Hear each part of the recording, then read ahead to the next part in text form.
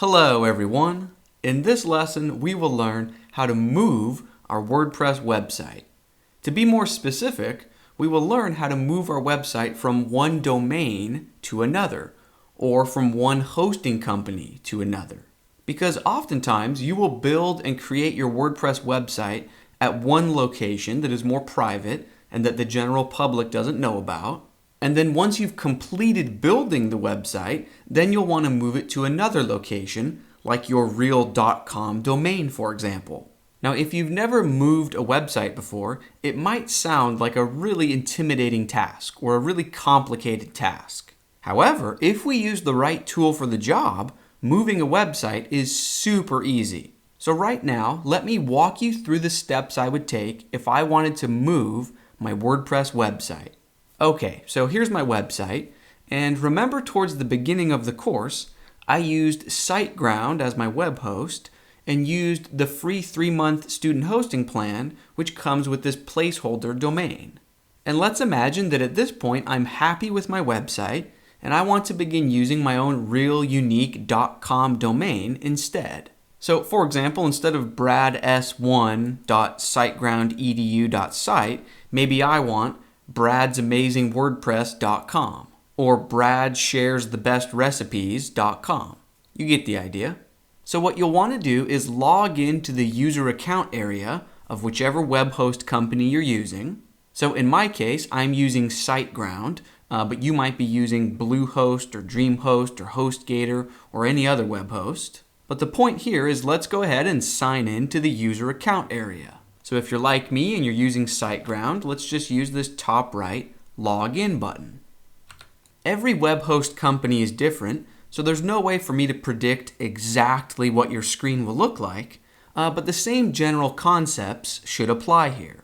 So if we want our own custom .com domain, that's going to cost us a bit of money, and that's true regardless of which web host we're using. Now if you're like me and you were using a free trial account up until this point, you have two options forward. Option 1 is to renew or upgrade your free account and your free website into a paid premium account. And option number 2 is to just create a brand new website and a brand new hosting account altogether. Now when it comes to choosing between option 1 and 2, I would always just choose whichever one is the better deal or the better price. So within SiteGround, if you want to renew or upgrade your existing website, you would just click on My Accounts up at the top here. Here's the hosting account for the test domain that I've been using throughout this course. So option 1 would be to click Renew or Upgrade here. However, at this moment, as I'm recording this lesson, the better deal to be had is if we click this Add Services link in the top here. And instead of renewing our free account, it's a better deal if we just create a new account entirely. So again, from this Add Services page, we can use this most affordable plan. So we can click this Order Now button. Then you would just scroll down and finish filling out the form, and then wait a few minutes for your hosting company to send you a confirmation email. Then within your new hosting account, you'll want to install WordPress. Most hosting companies will make that very simple to do. They will likely ask you what software you want to work with, and you just choose WordPress. Okay, so then that new WordPress empty canvas website will live at your real.com domain. So as an example, here's a brand new copy of WordPress. If we look in the address bar, we can see that no, I did not just buy bradsamazing.site.com, but we can pretend. We can imagine that this is the new domain I want to use going forward, right? So if I jump back to my old WordPress website, remember it was brads1.sgedu site. So this new empty copy of WordPress is brads2.sgedu. And at the moment, this brand new WordPress website is an empty canvas. So if I jump into my admin area and click on Pages, we can see that it doesn't contain any pages. And if I click on Posts, it only contains the 2 starter posts that WordPress creates for us. So the question becomes, how can I efficiently move over all of this content from my old original WordPress website? How can I move over all of my pages and recipes and travel blog posts and photographs? How can I move over all of that content into this new WordPress instance in a quick and painless fashion, right? Because it wouldn't be any fun to recreate a website click by click again. We don't want to have to recreate each page and post and reset each setting and upload each photo again one by one. That would take forever. So luckily, there's a much quicker way to do it, and I will show you that way right now. So jump back to your original website that you've been working on throughout this course, and let's jump into the admin dashboard area. And within the left-hand sidebar, click on Plugins. We want to install a new plugin, so go ahead and click Add New. All right, and from this screen, let's use this top right field to search for a plugin.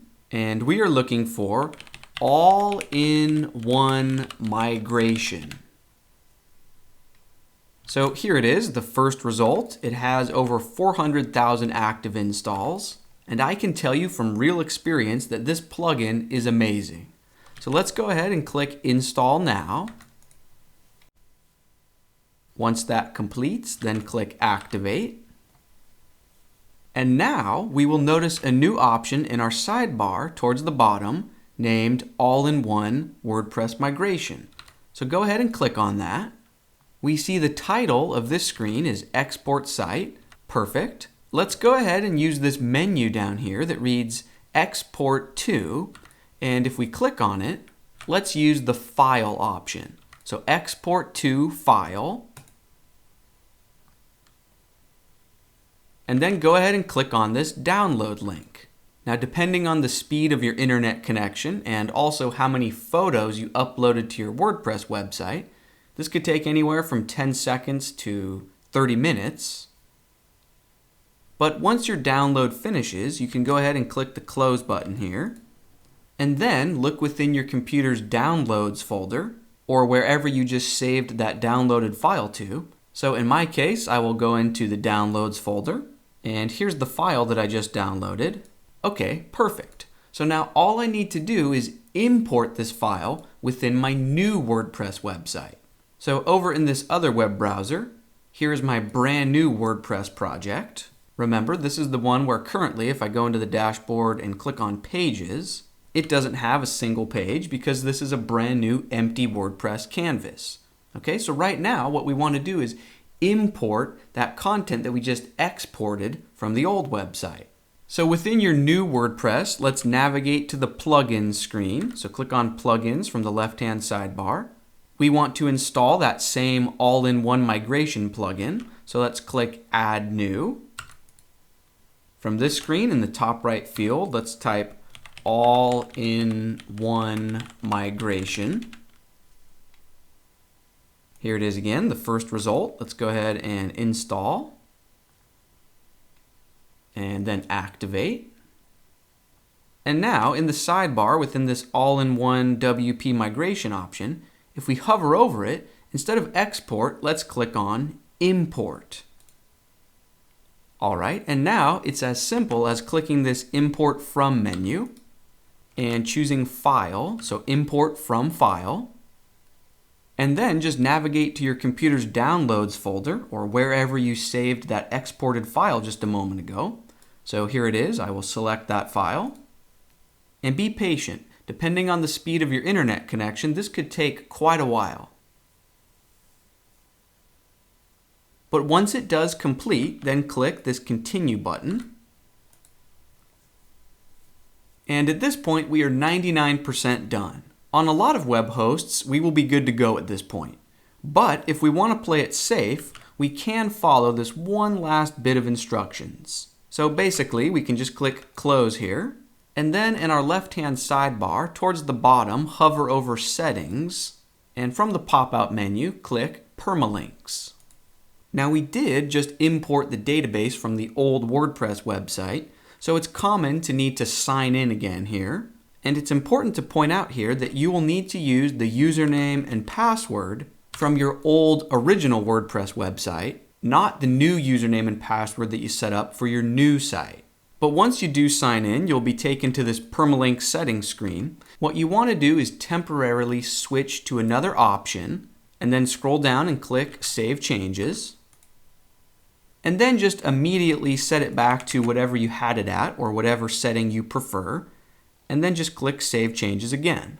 Again, that step is not necessary on all web hosts, so really I wouldn't even bother with that unless your website is acting funny after the import.